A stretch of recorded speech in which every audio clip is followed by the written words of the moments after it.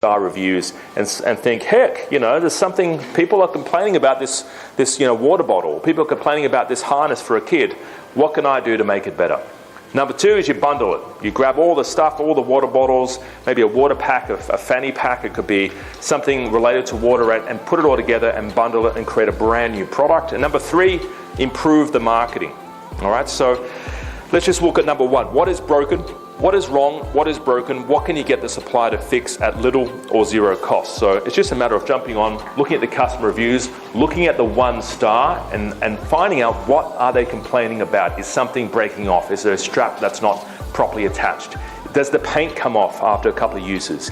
If it's a water bottle, a baby's water bottle or a silicone product, you're putting it in the dishwasher, is it melting or has it got a weird smell, right?